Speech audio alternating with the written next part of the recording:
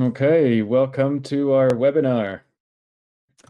Today we want to talk about transition to in-person teaching and how we can help the anxious students in our lives to have an easier time. Both teachers and students will have to adjust to the new school environment this fall, and we will be providing some tips on how to make this transition easier for both parties. And when I say we, I mean Claudie, our program director here at Mendability. She is our expert in brain development and our expert in optimizing the environment, in enriching the environment, to not just make it easier for the brain, but actually stimulate growth in ways that will make it more resilient permanently. Teachers will be facing kids who have been learning over Zoom for the past year, and for some of them, learning from the comfort of their home has been easier in comparison to the school setting, especially for kids on the spectrum, since they feel safer and less overwhelmed when they're at home. There are sensory enrichment solutions for these issues. For example, having less busy walls in classrooms can help reduce overload. Very simple stuff, and we'll cover as many of those as we can in the half hour to 45 minutes that we want to spend speaking with you and presenting to you, so that we have time for the Q&A. So for parents, we're going to cover understanding what your child is experiencing and how to comfort them, sensory enrichment strategies to help them feel more relaxed at home and at school, do's and don'ts when helping a child on the spectrum regulate their emotions. And for special educators, we will cover decreasing the gap between the online at-home experience and the classroom experience, providing a calmer classroom environment to make the transition easier, and reducing the pressure to perform and expectations within the school environment. And we'll be sure to cover as many of the different needs of the children who are sensory seekers, sensory avoiders, movers, nonverbal students, etc.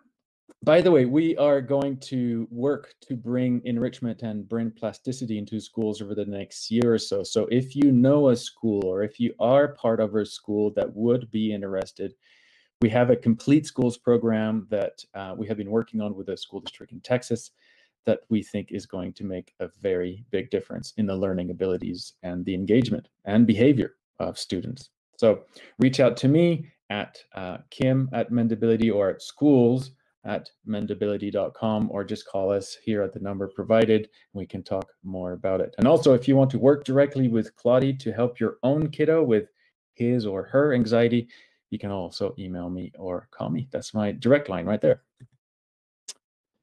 So part one, so what we're going to do is look at 3 areas of brain function. We're going to look at self-awareness and social skills.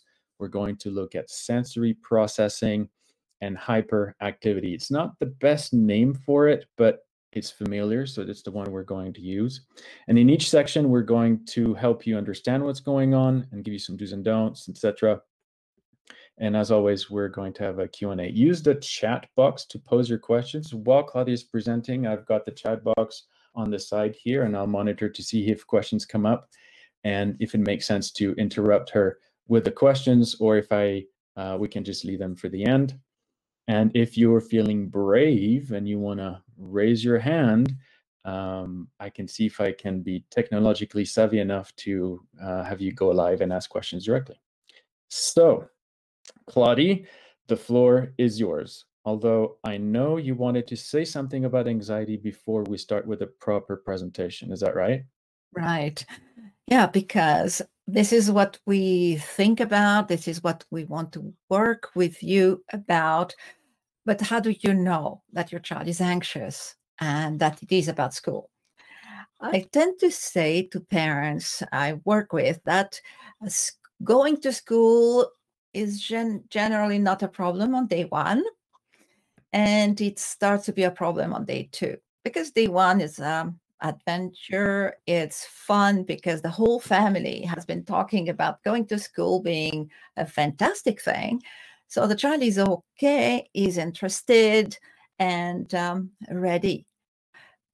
Day 2, he knows what happens at school. He knows if he enjoyed the experience or not. And we will see that This is sometimes a difficult time for our kids on the spectrum. And so this is when you start to see that things are not getting that well. You notice, for example, difficulty going to sleep at the end of day one. Normal, a lot of information, a lot of things have happened. So you can expect poor sleep.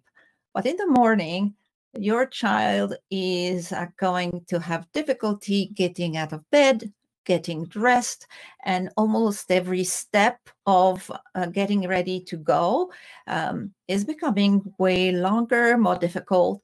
And for nonverbal children, you may experience and face tantrums that maybe were not happening over the holidays. Older kids who are verbal are going to have difficulty if they are anxious with breakfast. They will not find their clothes, and they are going to complain. Maybe they have a stomach ache, maybe they have a headache, or they are very tired. Various announcements that make you, the parent, worry, okay, if my child is not feeling good, maybe we're going to stay home, which may start a new problem. So you know your child is anxious also by a close observing one simple thing, checking the heart rate of your kid. When he's out of bed, done bathroom, teas, breakfast, we're not getting ready yet, but you have announced, okay, we're going to put our shoes and our coat, and then you check the heartbeat on the neck. If it is very accelerated compared to usual days, if you know a little bit about, okay, what does it look like, then you are starting to face the anxieties picture. Also, you're going to see the ear rims becoming very red, very warm, the top of the cheeks. So there are physiological aspects to it that you will recognize. It may look like starting a fever or a cold, but really that is anxiety showing its nose. So the heart rate thing and the redness on the ear, that's that probably is a good test for at school, isn't it? Absolutely. It will work exactly the same as far as the school teacher is concerned. When you may not be able to check the pulse of the children in the classroom, but you can see that the ear rim is really, really red, sometimes almost purple when kids are really getting overwhelmed. And the breathing is a little bit faster as well.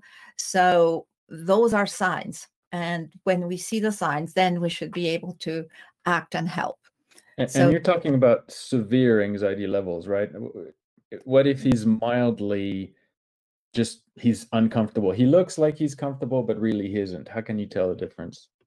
Well, he's going to start manipulating things that he owns, maybe playing with his pencils, trying to create a sensation that he knows. And we know how kids on the spectrum tend to seek those sensations that they know to get themselves calmer.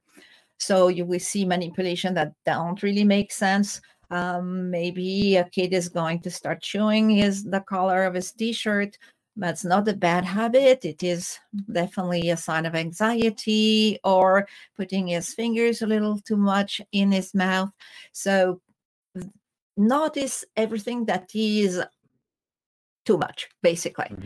You observe the other children, you observe this kid, he doesn't look comfortable. The posture, he's not sitting really comfortably, maybe on the edge, ready to go. So they are signals that you can really see when you observe the children as a group. Sure. Okay. So yeah, let's work on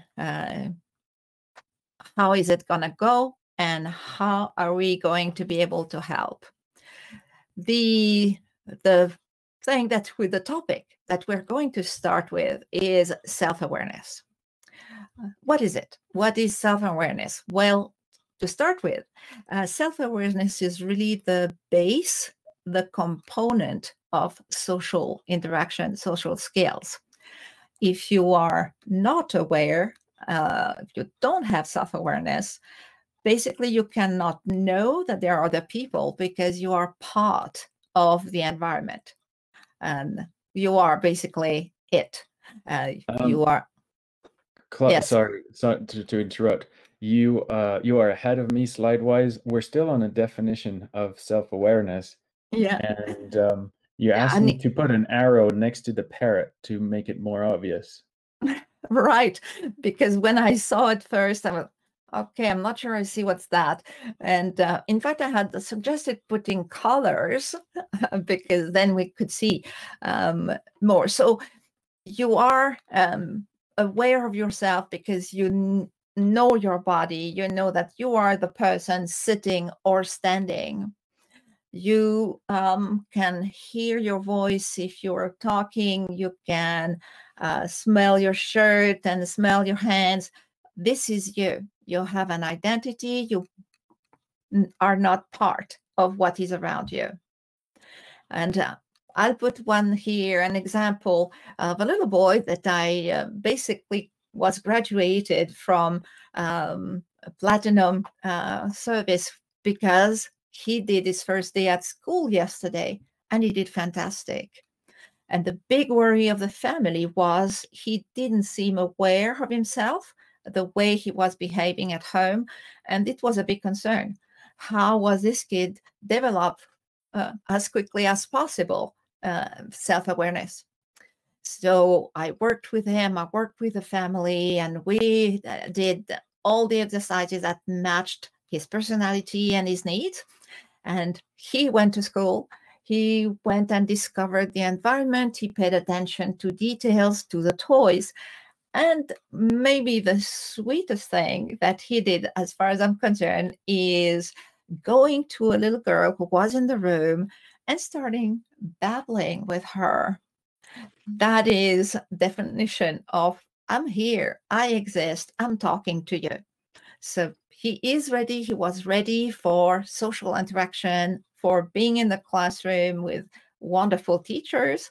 All teachers are wonderful, but sometimes there is a difference in voice or intensity, but this class is small and the teachers are so sweet. So everything is going fine with him. And he may just continue Mendability just to keep going and learn faster and sleep wonderfully. But his awareness is now completely in shape. So that was my little example of we see it and we can work with it. So how do you develop self-awareness? It starts basically at birth. In fact, in the beginning, maybe the first 2 months. Yeah. Should I play the video? Oh, please do. It's such a beautiful little baby, and he's definitely going to show you how does it develop. Oh, what is this beautiful little pink thing with fingers in front of my nose? And oh, it's so cute. Look at that. And it moves. And oh, I can taste it. This is when self-awareness develops. That is, in fact, my hand. I own it. I can play with it. I can rotate it. This is what you discover when you observe the baby in the crib. This baby is discovering being him and having wonderful parts to his body. We know from parents' testimonials, but also from research observing babies, infants in the crib who are suspected of having autism or suffering from autism. They do not look at their hands. And as we know, they don't follow, they don't track people around in the bedroom, they don't really lock eye contact. So you can see both. You can see the development of awareness and also the lack of it. So that's probably when, if you have a little baby, you want to start sensory enrichment to help that baby become aware. So that's how and when it starts, right? Mm-hmm. So you have a worry, you have noted that your child is not really conscious of being something separate from everybody else. He is going to maybe have worries when people come close. So when it's not there, you're not really concerned by other people being around. You are concerned about the whole environment, that you basically suffer the environment rather than having any control on it. Or you are not seeing things the way they appear. We will speak about the visual system in the kid on the spectrum, which is absolutely amazing, but has a defect that we will talk about. So your senses are not really telling you the right story about the environment. And that lack of sensation that you are something completely separate and that you can control. So how does this environment come to you, right? It does come to you through your senses. You are touching, or people are touching. You observe, and we know that this is an issue. Auditory, being able to select, to pay attention to what is interesting and not be completely overwhelmed by noise. And noise is a mix of everything that's going on. So we are not going to have taste in those processing of the environment. Proprioception is your position in space in the classroom. And not the least, and last on the list is the sense of smell. That is absolutely powerful. And unless you are able to decipher that this is the chalkboard and this is my lunch and this is me, the sense of smell may talk too loud to you. So those processing, we know with kids on the spectrum, kids with ADHD and some other situations, that sensory processing is weak. Many parents start their conversation with me by saying that their kid has huge sensory problems, doesn't want hugs, is not paying attention to them, facial expression, visual, auditory, covering his ears when there is all kinds of different sounds. So we know, you know, as parents and you know as professionals, that sensory processing is the key and is what makes the person or is harming the ability of that kid to be an entity and be happy in the group. Mm-hmm. The sense of touch. That is an interesting topic that has really raised a lot of interest in the scientific community. We know now that depending on where you are touched or you touch a friend or a family member, it's not the same part of the brain that is processing that touch. In particular, we know, for example, that it has a lot to do with some areas with the prefrontal cortex.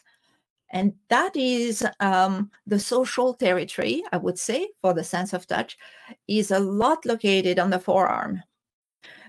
Did it develop or did it raise interest through observation, seeing that people who are talking to a friend or in a group are very excited, tend to, oh, guess what? And touch the forearm of the person.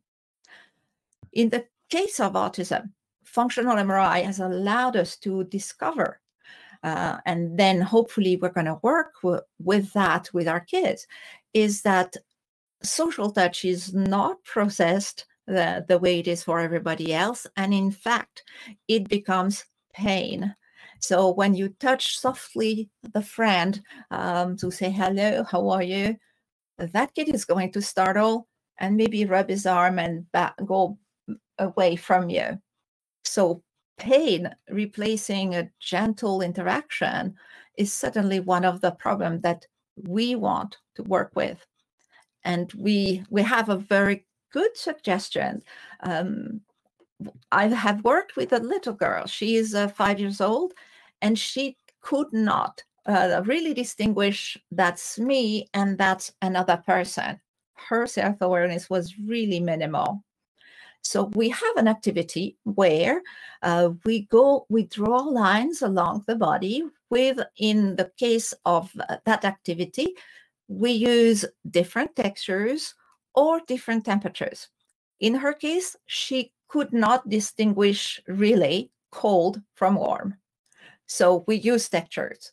And every day, twice a day, mom would draw those lines with textures along her body, teaching the brain, this is the leg receiving an information. This is the foot, and this is my foot, because as mom is smoothly and gently rubbing those textures on my body, I know where. Initially, not really. And if you were to do this exercise, you may notice that your kid is really looking away and doesn't seem to be paying attention. And I know that this mom did make that comment to me. She said, well, she doesn't seem to care or know what we are doing. But by the end of the 2 weeks, which is usually the time for a worksheet, she was able to say and name the part of the body that mom was touching. That means her brain had drawn the body entirely in the sense of touch, the arms, the face, and so forth, and helping her distinguish what is an information I receive, where do I receive it, and do I enjoy it or not? Making social touch something that's part of a happy life at school rather than one other element to feel uncomfortable. How would you do this particular protocol at school? Well, the position of the child is not really important. In this video, we see the child laying down and enjoying and not moving. The child could be sitting on his chair at his desk, or sitting in the reading section of the classroom on the little couch. And then you can do both sides, only the arms, and maybe just the top of the feet, because probably this child has running shoes and socks. So you are going to give information to the parts you have access to, not having a need for a specific position. Even if the child is moving his arms, which they will most of the time, as long as you are doing the information at the same time, then you are sending messages, going through the corpus callosum between the two sides of the brain, and the information reaches where it has to. And would it be worth doing it through the clothes if they're wearing long sleeves and long pants? Like if you use a pencil tip? I know you're not getting the subtlety and the sophistication of using different textures, but is it still? Yeah, well, you give a good example. If we use, for example, the tip of a pen, the non-writing hand, and sorry for my English, and maybe your hand. So a line and a flat, and then you switch, you take the pen and you do your hand on the other side, and the pen can be done over the clothes. It's a different approach, but it's still received by the sense of touch. It's still received by the skin because there is not enough pressure to inform the muscle. So you can absolutely do the exercise on overclothes and still get the result that we want, which is, in fact, increase of serotonin besides development of awareness. Touch, soft touch, is helping the brain produce more serotonin. And that is also research that we know about. And recent research has increased the knowledge we have of what happens at the skin level.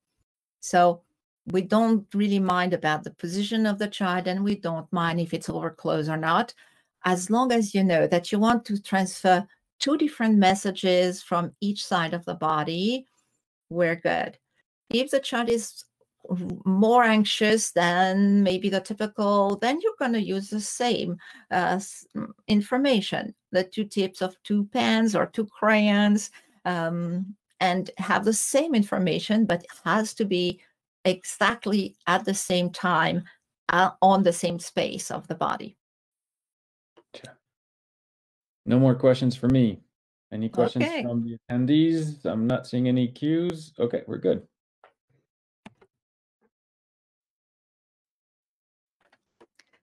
So there is an element that is also very important to ensure your child or your student has a lower level of anxiety, but is also developing the knowledge, I am that person. So many parents have the feeling that their kid is misbehaving to get attention. Guess what? You're absolutely right. And why is that? I'm thinking of a kid I'm working with right now who loves to throw objects over the fence into the neighbor's backyard. It's not really fun. The neighbors is very nice. And that's a story I like to tell because I asked the mom, okay, what do you do when he's done that? Of course, she runs out of the house and tells him, stop. And does he stop? No. Because in reality, what this boy wants is to have mom with him in the garden. And moms are very busy. So backyard is to have fun on your own, and then mom is going to do things with you in the house, maybe. So we can reverse that or work with it, use it by giving a lot of attention and praise with the child who is not misbehaving. And misbehavior is something that we just give it a name, but it's really, how do I get mom's attention? I can pour a glass of water on the stove, which is hot, or I could put all That the sounded macaroni. way too specific. We've seen it. Children are very brilliant. They know exactly what will make mom run. I was talking this morning with a mom whose little boy was annoying the dog, and the dog would bark and growl. The dog even bit a little bit, not too hard, but the dog was trying to tell, hey, that's not working with me. But every time mom would hear the dog growl, okay, she was running to protect her son. Gradually, we worked on praising. Oh, look at you, you're sitting by the dog and just being so sweet. I'm so proud of you. Or, oh, look, you drank the water from the glass. I'm so proud of you. Don't hesitate to overpraise when you start the strategy of praising. What we are doing here, we are giving attention to that kid who develops his identity for being praised rather than being noticed and yelled at or things of this nature. Mhm. And gradually you will see it reverse. I saw it with the little boy and the dog, because as we were talking, mom turned her iPhone towards the child who was laying down his head on the dog and reading. And he is a very small kid, like he's 4.5, maybe 5. And the dog is not very big either. I thought it was really sweet of the dog because the head of the boy was almost the size of the dog, but it had switched. Now the kid receives praise for doing things that are just typical and okay and fine, rather than being noticed only when the dog is growling or the stove is screaming at you that water is not good for it. So that's one of your ways to develop the awareness of your child, his self-awareness. I am great. I am fantastic and I do great stuff. So Teachers that's must what. have lots of opportunities to praise their students. Absolutely. And you will feel maybe at first, well, I don't really have this kind of time if I have in classes with special needs children. So if it's the one class, you have 5 students, 2 adults, there's not really time. But if you start this strategy, you will see that misbehavior, again, the bad use of the bad word, are going to decrease. And you will be able to teach more and better with more quiet time by simply use that strategies. It works for everybody. And do you praise bad behavior? I'm just asking because Jules just posted a question here in the chat. What if you really feel it's gross, like drinking pool water? Should we still praise even if it would cause a child to become sick? Absolutely not. You don't want to dissolve your discipline and your effort for 2, 3, 10 years by praising something that's wrong, and the child knows that it is not okay because you've told them before. So yeah, you keep informing the child when something is not okay, and overpraise when he is doing just being nice to his brother or not hitting his brother. That's a good start as well. Talking about this, the little boy I was talking about not only doesn't hit the dog, but he doesn't hit his brother either. And so it's a gain. You win. And that helps to know that my child doesn't want to pester me. He does not do anything to make me upset. My child wants to know that he is here. So I also had a different question about different forms of praise. The reason I chose the picture for this particular slide is in this slide, they're not talking, they're not praising the girl, they're just, covering her in kisses and hugging. What form of praise would you use in what situation? Well, I would use words. Even with a nonverbal child, the more words you give with your heart, the more words the child is knowing and storing to use them later. Sometimes we don't want to confuse things. I just love you because I love you. That is an acknowledgement. So in the territory of raising the awareness of your child, saying I love you and hugging is a wonderful way of saying, yeah, you are my kid, you're here, you really are my full attention, my heart. And then we add to the love demonstration and we praise because we want also to change the weight of the things your child is doing. Getting a little less information when he does something that's not okay, and getting a lot of attention when he's just doing typical things or nothing, right? So that's the one thing that we work on with the praise, is changing the balance between behavior you do not like very much and behavior that you really want.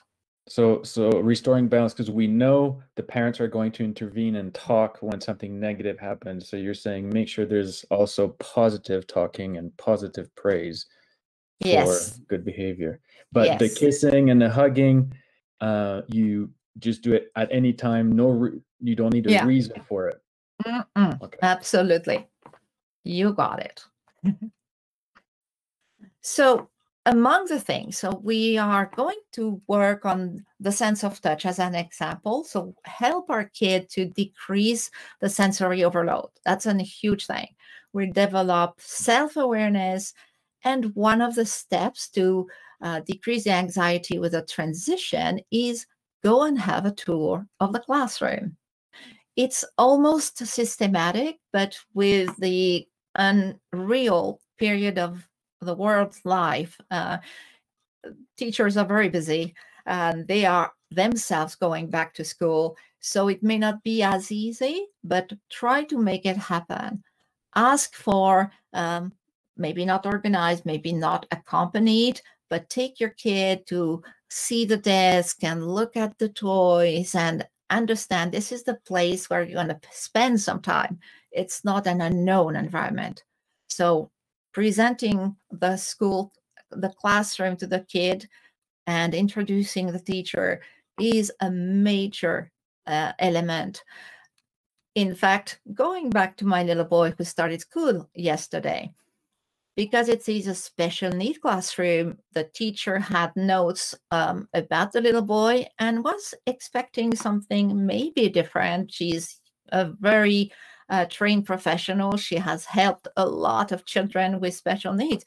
So when she saw the designation of his issue, she was ready to handle.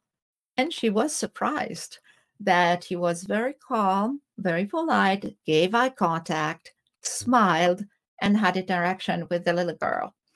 So introducing your child to the teacher is important also for the teacher, who will know, okay, that's this lovely little blonde head. Teachers love the kids. They would not do the job without that.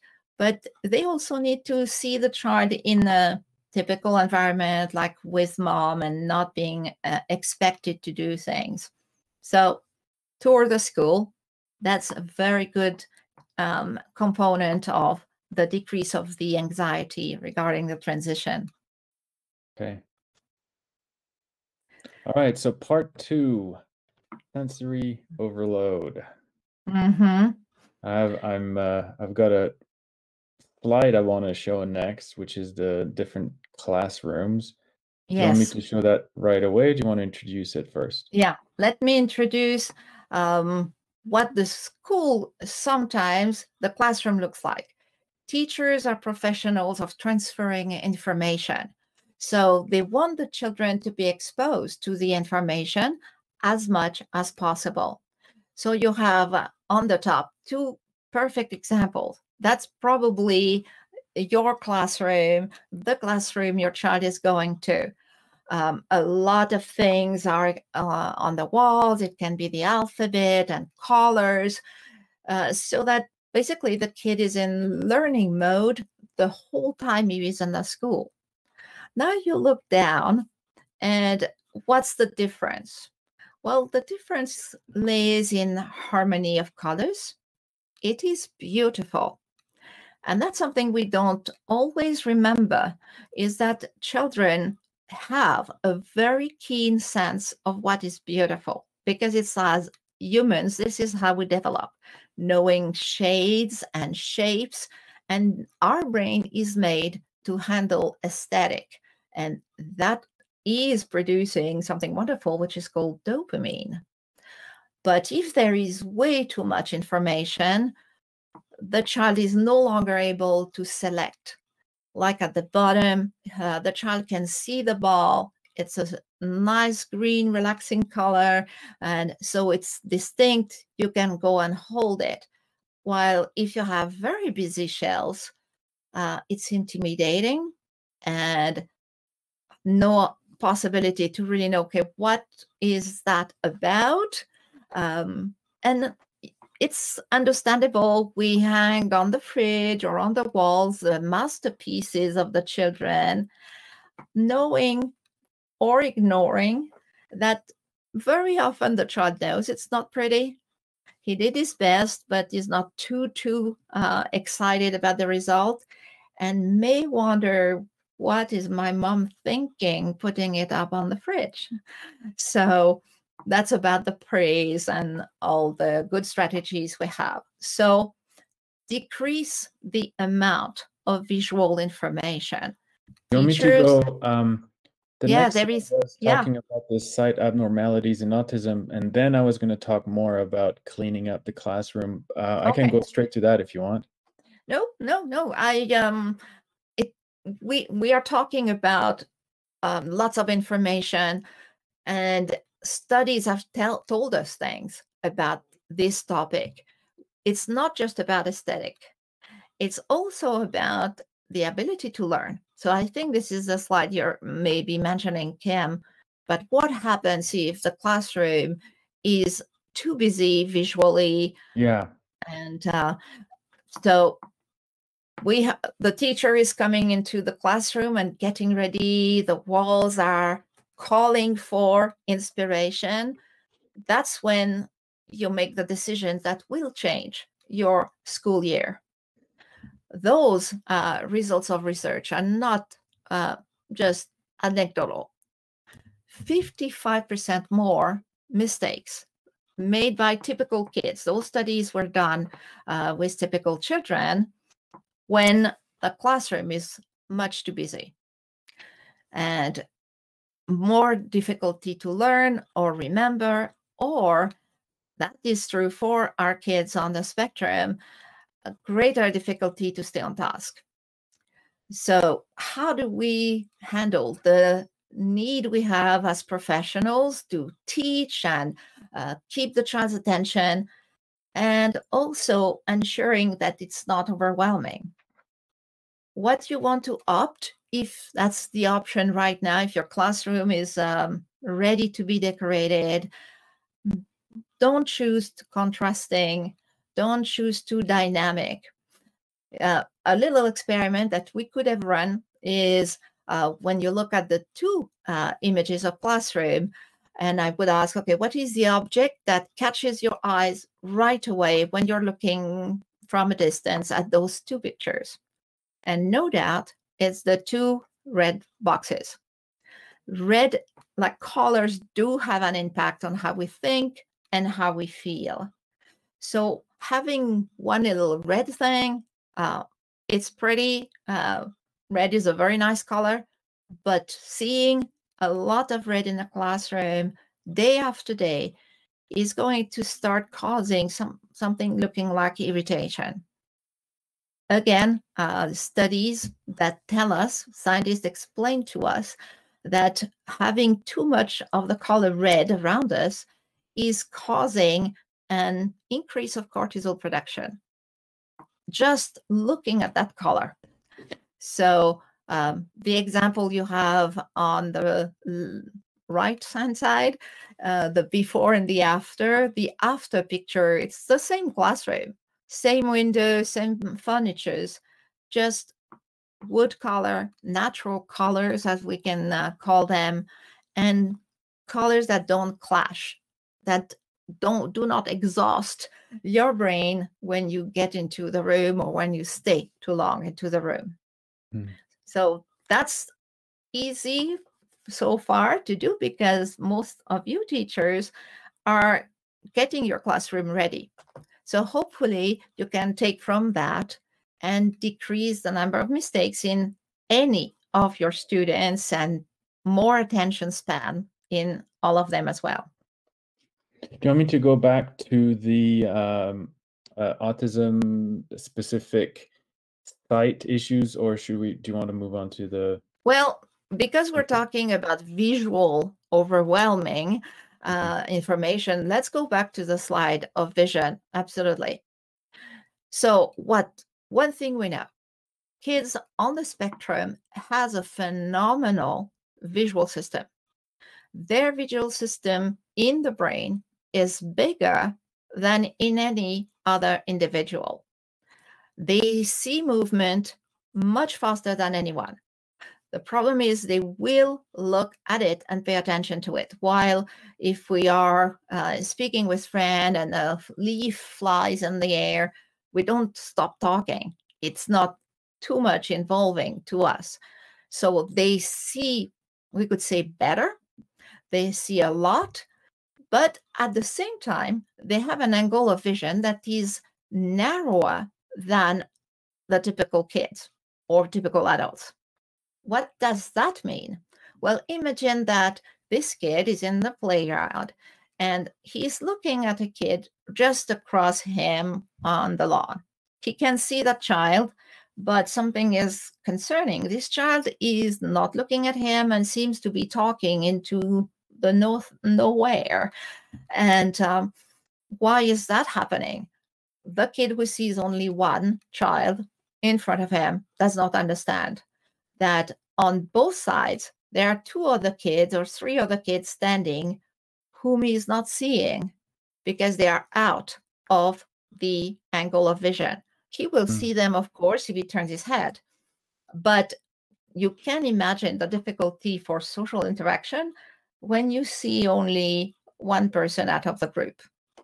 So these are the issues that the children are having, And you can imagine then when the classroom, the walls are very busy, it is almost impossible to really focus. The second thing that is happening to our kids when they get in the classroom, but also at home, if you are going to homeschool, and we know that some of the moms have written to us saying they have to, this demand of performance that is placed on the children, they do not yet think about, okay, I'm going to be a lawyer. I need to know my alphabet. They are ready to learn. They do want to learn, but maybe not what we are teaching. And they are supposed to stay calm when the environment is very busy. They need to be polite. So many of our kids on the spectrum learn to say hi and bye almost among the first words we are teaching them to be socially acceptable. So all these demand increase the anxiety because some of those parents and teachers will verbalize them. You're going to be a good boy. You are going to stay at the desk. You go and play with your friends. All these things that are very, very difficult, each of them. So that is really causing anxiety to the children. A little tip to help your child as soon as he gets into the classroom, how to handle overload of information, visual, auditory, smell. Well, we are going to build, this one is really cute and probably has been bought online, but you can just create your own keychain and add to it things, maybe something that's really specific to you, maybe one of the house keys that you changed recently, it's no longer working, wood beads that you have macerated all night in essential oil, so they smell really good, and different little pieces of fabric or pieces of wood, so that the child has a multisensory object that he can manipulate when things are overloading him. Then he can turn and become his own person, dealing and processing information that he decides to process. So that's one of the suggestion. Get ready for crafts as the school first day is approaching. Sounds like a cool school activity to me, Ooh. anyway. Yeah, Yeah. definitely. So teachers, get ready, find the equipment. How do we handle the anxiety episode? Like all of that has happened. The kids on the front row has purple earrings. He's panting, is rolling his pencil in his hands.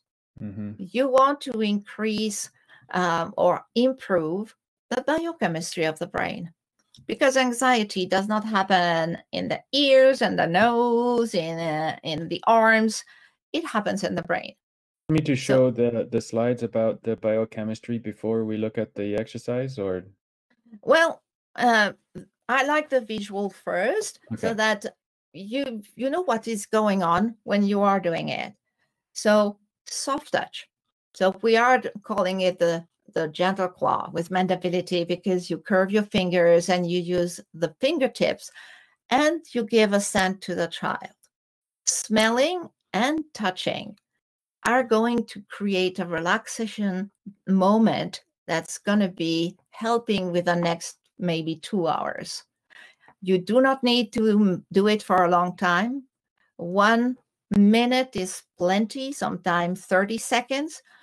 You do not need to do that on his back. You can do it on the shoulder, do it where the child is comfortable. And a suggestion for smell, lemon, because research told us very recently that smelling lemon decreases saliva cortisol almost instantly. So using a lemon scent that is not too invasive and soft touch is going to improve the two components that we want to work with, which is dopamine and which is serotonin. Yeah, and for smell, often kids don't like to have something brought to their face and too close to the nose. So sometimes it's easier to just have something that is quite fragrant close by. Maybe have a fragrance diffuser that you can just turn on and off. Right. Yes, and we've heard it from all the parents the first 3 days when they start Mendability, and they say, he doesn't like smell, he pushes me away. No, he's pushing away the vial that looks like a medication, and I'm not doing that. And it does usually take more than 3-4 days until the child takes it and put it to his nose, because the comfort, the well-being that happens instantly is so appeasing, is so comfortable for that child, that children go for it. So improving biochemistry of the brain, we want to be able to do that because there's nothing that you can swallow to make it happen. You are observing the child and you can see, okay, there is something going on that he's not telling, he's not really making known, but observing the outside, you see, okay, anxiety, difficulty dealing with the kid who is next to him. There are things that we see, but what we see is the result of what happens in the brain. The brain is showing you, this is how I am doing. The main elements for behavior, learning, mood are serotonin and dopamine. They are the messengers that are sort of jumping from one neuron to the next and giving essential messages. So I don't know if we start with serotonin or dopamine, but just quickly, what is the purpose of dopamine? What message does it give? The best ones, right?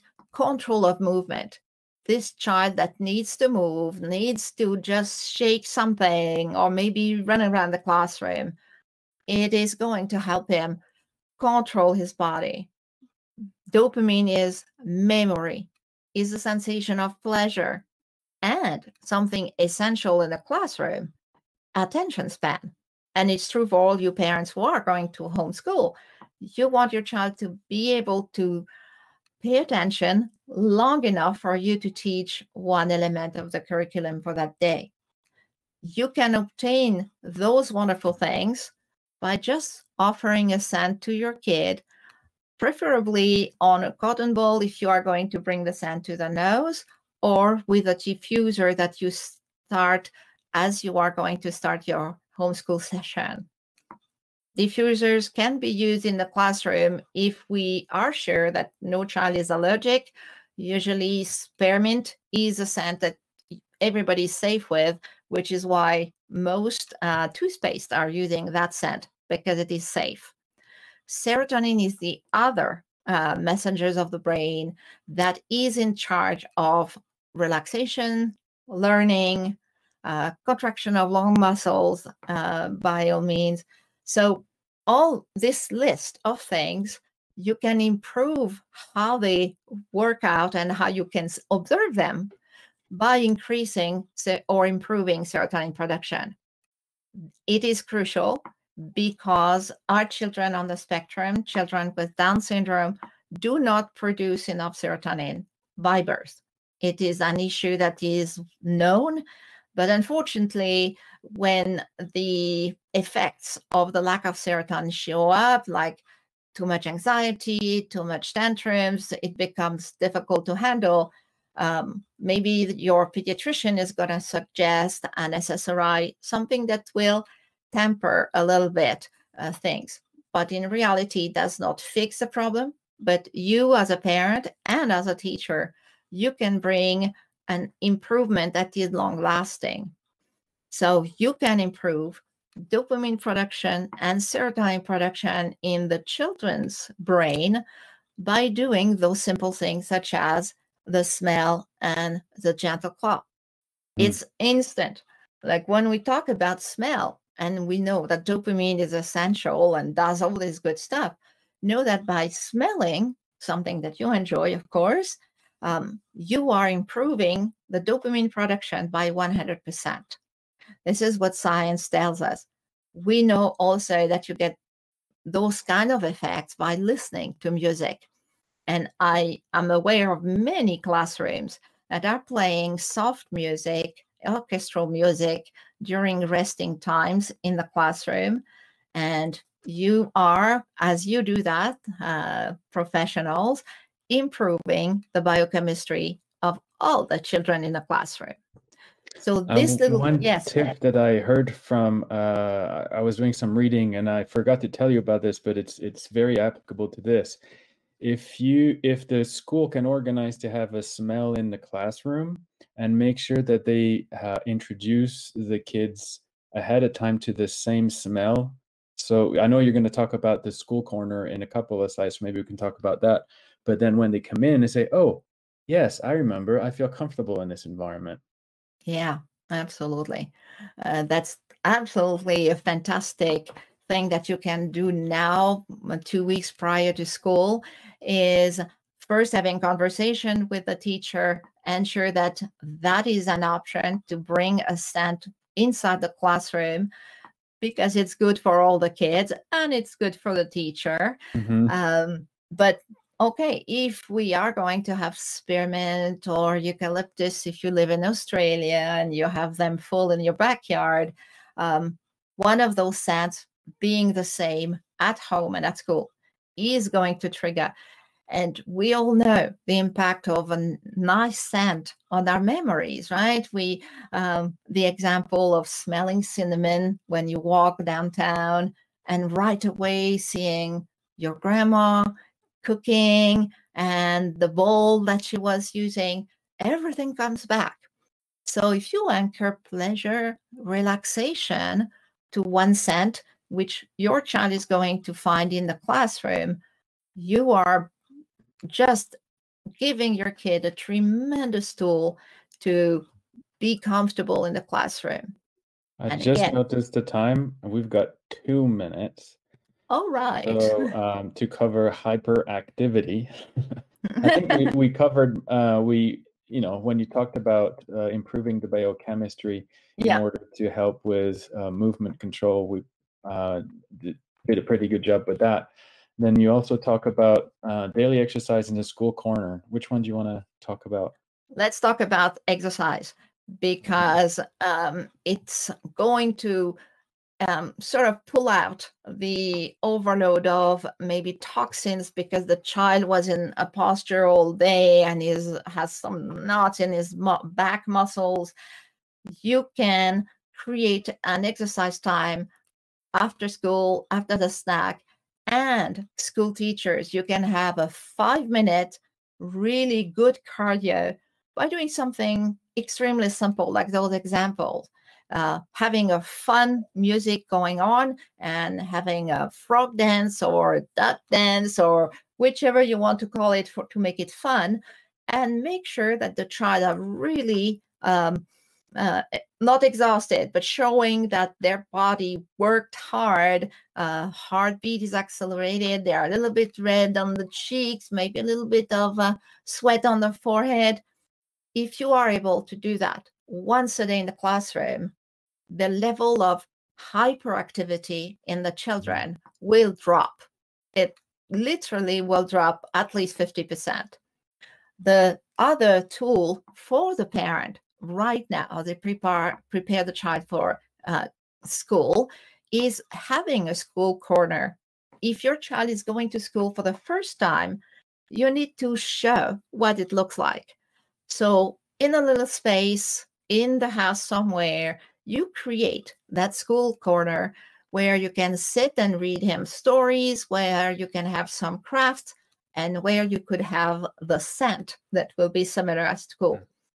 So hopefully we gave you a lot of ideas, and one of our preferred activities for parents as they prepare the child to go to school is the multisensory alphabet. It's an activity you will find again in the webinar we presented on learning how to read, and it is phenomenally helpful for children to retain the arbitrary information that letters are. So we simply anchor an arbitrary information into the brain by using the senses and presenting the child. If you are working on the letter S, then you're going to make him smell the scent of strawberry, show a nice picture of strawberry, a plastic one, because at school you don't want to have fresh fruit and not know what could happen to them, and the letter. With that system, we are teaching parents to use phonetic. I'm not here to tell teachers how they're going to teach the alphabet to the children, but that would be a great activity that if mom has done it, then you do it also at school.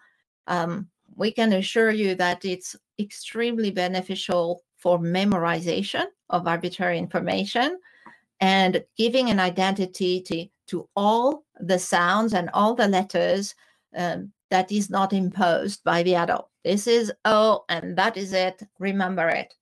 Very often doesn't happen, which is why we have alphabets on the walls and we sing the alphabet song.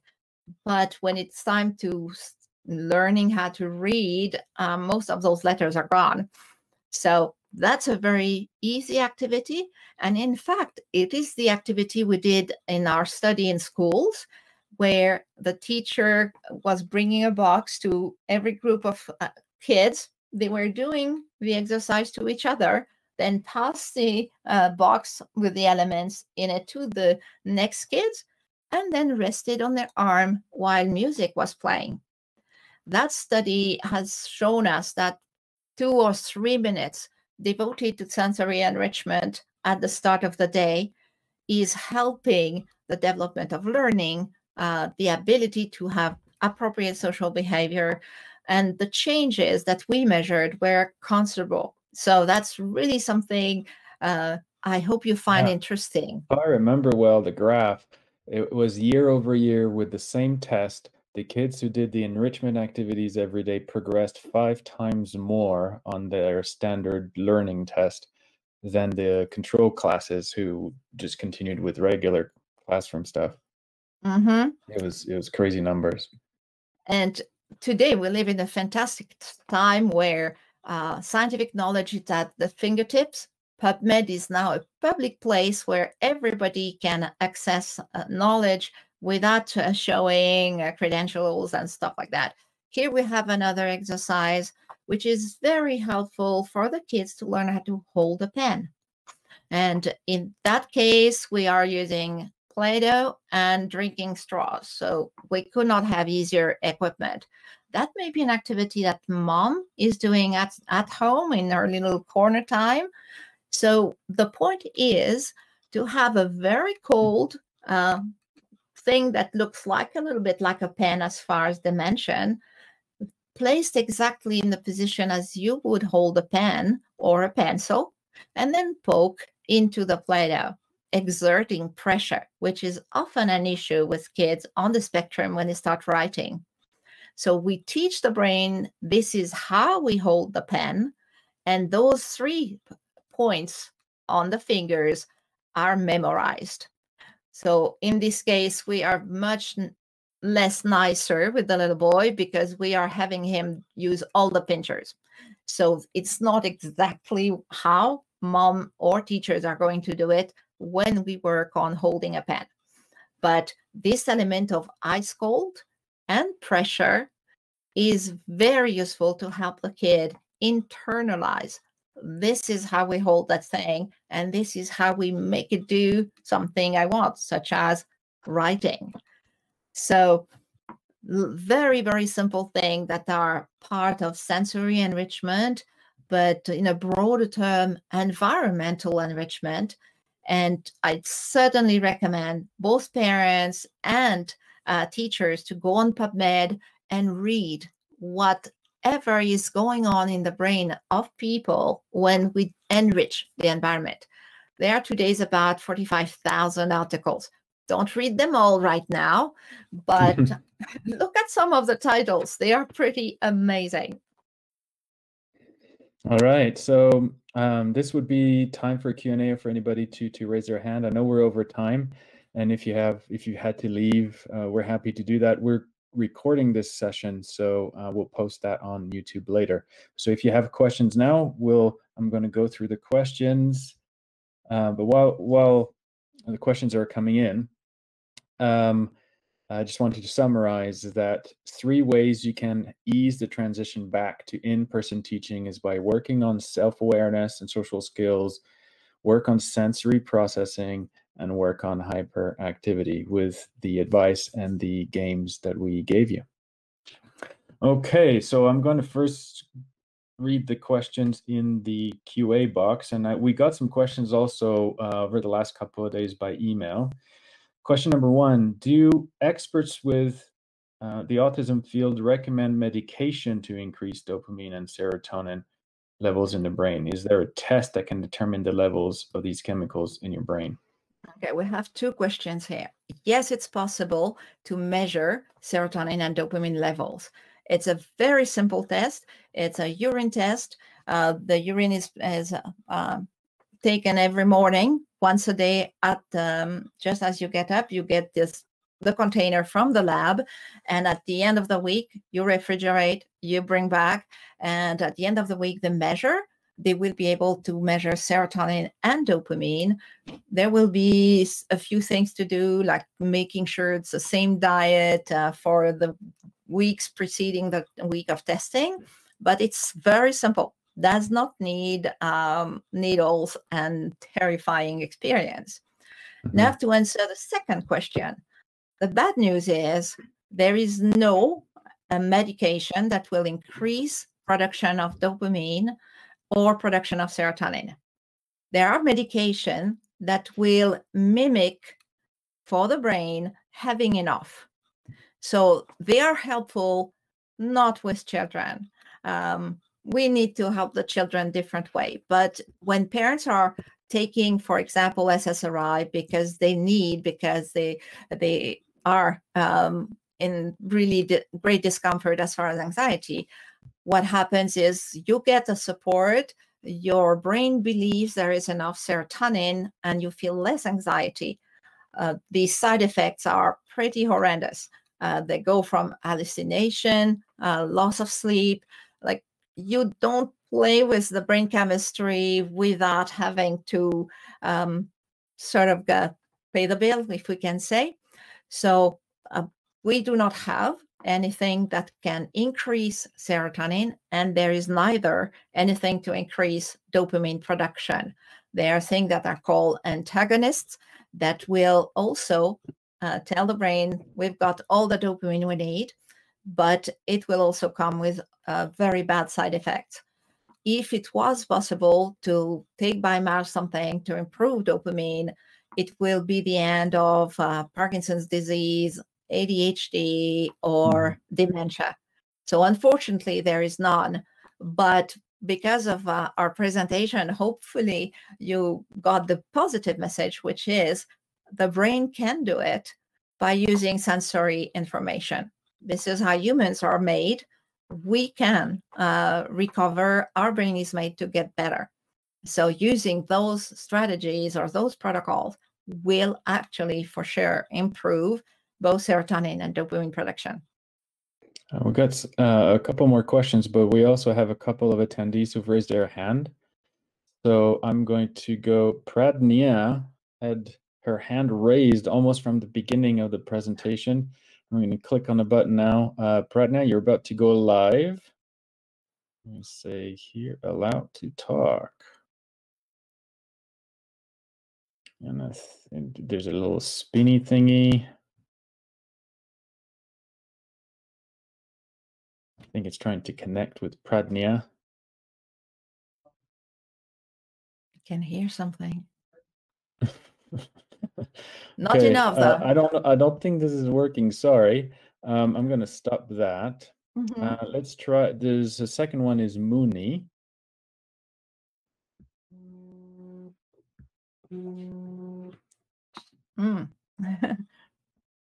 And I've got a spinny thingy there too. It says connecting with microphone. Oh, Muni's not actually connected. Okay, never let's go mind. on reading. Sorry, guys. I hope we can connect later. Okay. My son's hyperactivity. Actually, there's an earlier question. Can any food or vitamin produce serotonin, like touch and smell? No. Nutrition is essential, good nutrition for good brain function. And with good nutrition, your brain is able to find the elements needed to produce both serotonin and dopamine. Any balanced diet, which is a terrifying point for parents who have picky eaters. So thankfully, nutrition is not the complete answer. It's only part of it. But the senses connect with the brain, and the brain responds always the same way once the senses are ready. Because, for example, a sense of touch, kids are going to say, it's too ticklish, I don't want, and we'll need some rehabilitation to get to the point where it's pleasurable. The senses will do it, food will not. Any other ways besides touch and smell to help the brain boost serotonin levels and dopamine levels? Yeah, and I mentioned one very simple that helps the whole class without taking any time from the teacher, which is music. You want orchestral music, and you want to pick something that is going to be accepted by the class, as it's beautiful, it's well balanced, and you know the name of the person who wrote that piece, like Mr. Williams, who makes the best movie scores, or those famous Chopin, Mozart. Make sure that you are enjoying it as well. But 10 minutes of exposure to orchestral music increases both serotonin and dopamine in amounts that are unreal. It's absolutely fantastic. One tip for you teachers and parents, it will help with sleep for you after a day of exhaustion, going to bed and listening with headphones to a beautiful piece. So orchestral music will do it, vocals will not, but you can play music, and I will give you a very cheap strategy. If you use your smartphone and put it in a plastic container that's open, you will get the best sound for the entire classroom. So no need of sophisticated equipment that costs money and usually break down on the first semester. So music for sure. Any form of discovery and tactile, for example, sorting beads. It is a tactile information. It also is going to increase serotonin production. Basically, every one of the senses, besides taste, which is a friend of the sense of smell. If you give me some chocolate, my serotonin levels are going to go up. You're right, but it's because of the sense of smell that is at the back of your mouth. So, okay. Yeah, don't be that way with me. So, yes, the senses, so the sense of smell, touch, vision. Looking at a piece of art increases both serotonin and dopamine. It is a little bit more complicated to have a child on the spectrum look at art.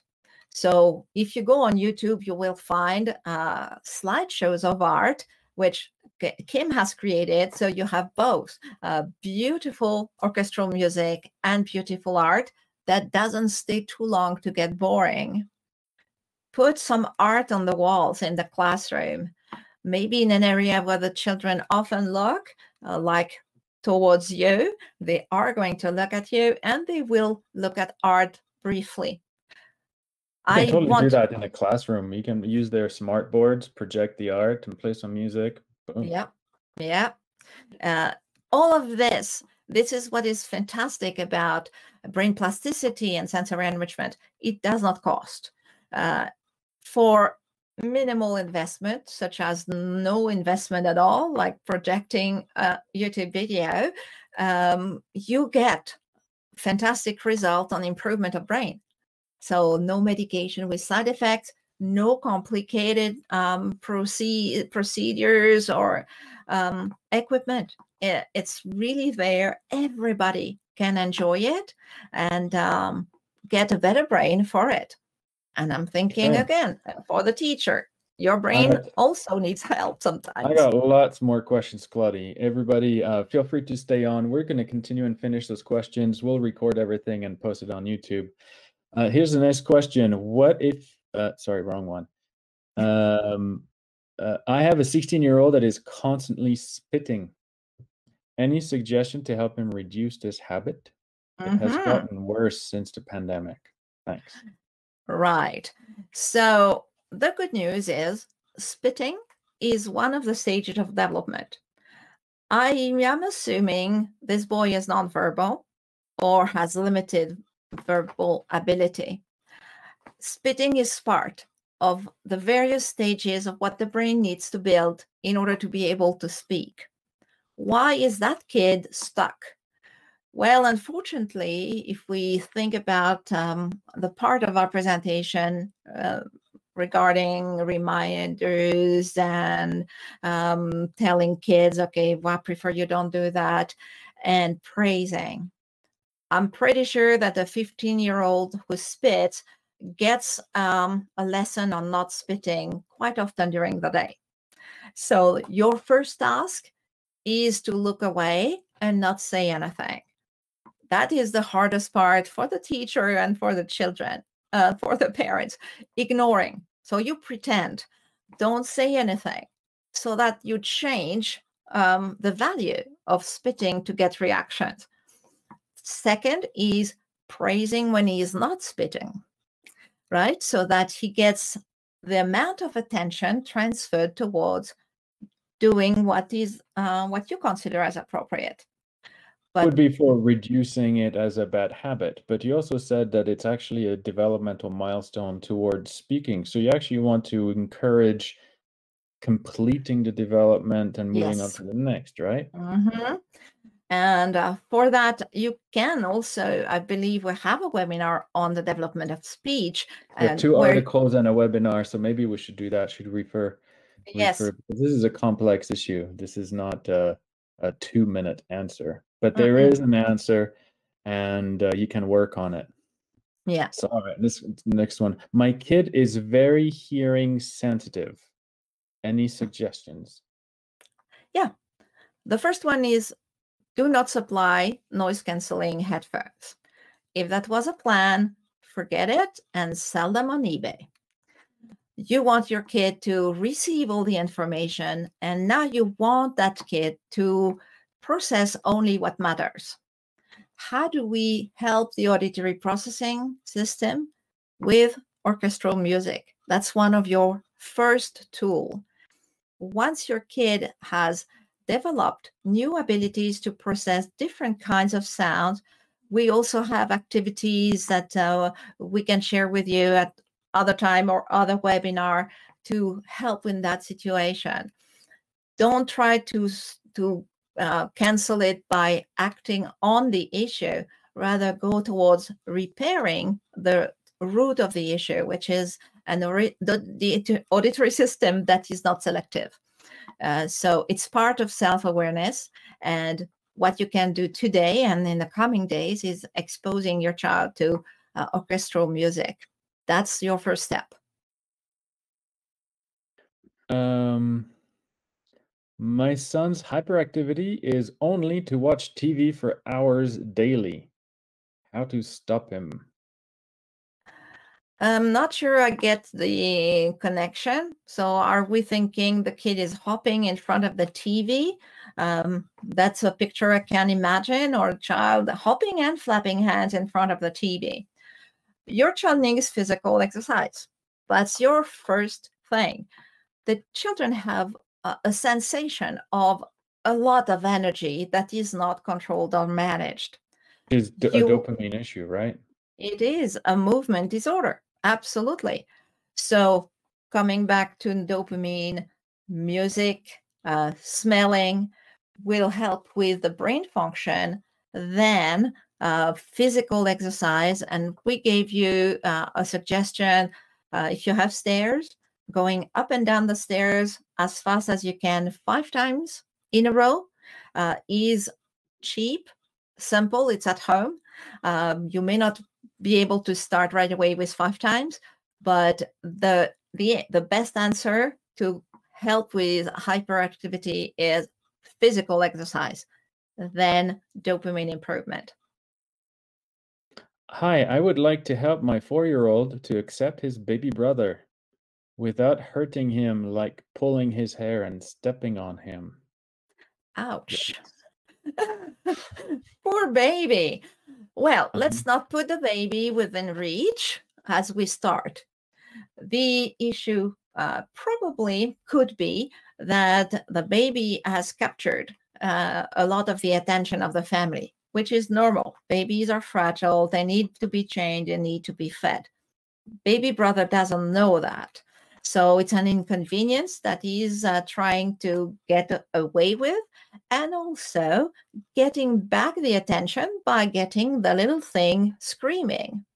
So one of your responsibilities for sure to keep baby in a place where the big brother cannot really access and hurt. It's not always possible. I fully understand that, but that's part of the answer. And working on the praising strategy, working on the development of your child's awareness. When he is fully himself aware that he is a person that's part of the family, then he doesn't resent the baby brother. We have seen over the years so many siblings that became protectors, that became the ones that were taking care of the infant. So it will change. You need to work at awareness of the bigger brother and protection and safety of the little one until those two get together. I have a feeling there's a lot more to discuss here. Maybe we should do a webinar on that. Yeah. That's a common issue. Yes. What's the difference in the brain when looking at a cool artistic digital art versus physical painting?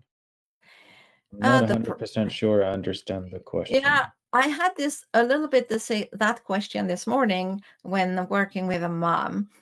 I would say the cost is the difference. Any print, even if you cannot afford a real Monet, the print itself will cost money at the store where you get the copies. So that's really the only issue. If your monitor is giving you good HD quality image, why not use the computer? Oh, so you're saying the same piece of art, if it's on a big, nice screen, is going to give you mostly the same results as looking at it framed on the wall? Yes, absolutely. And I hope this is what they were asking. Yeah, hopefully, but I believe that is the question, because I had it this morning and also I had it a few times. The worry that digital. Yes, she confirmed. I want to know if there's a difference in the brain between seeing something on a computer or device rather than a physical painting. So yes. Device means smaller version, and that is going to, yes, be a problem because the child will see the object. Size matters. Mm-hmm. Yeah. So you want a good sized monitor or TV and a very good reproduction, the colors and all the elements of the art. So control where the art, and iPhone or iPad or other brands will not do that because they are too much fun. Here's another question we're definitely going to do a whole webinar on, and I'm sorry, Muni, I don't think we can give you a complete answer this time around, but it's how to increase concentration and making eye contact when people are speaking. Yes, this is a repair of the system processing vision, and I suggested smelling before sitting down to do homework. Smelling and having music is going to improve the ability to focus because it will improve both serotonin and dopamine that are there. Smell and touch, right? Yeah, and smell and touch for certain. And practicing, ensuring that the sensory system is on a plan for repair. That does not happen on its own. You need to work at it every day a little bit, and gradually your child is able to pay attention. Okay.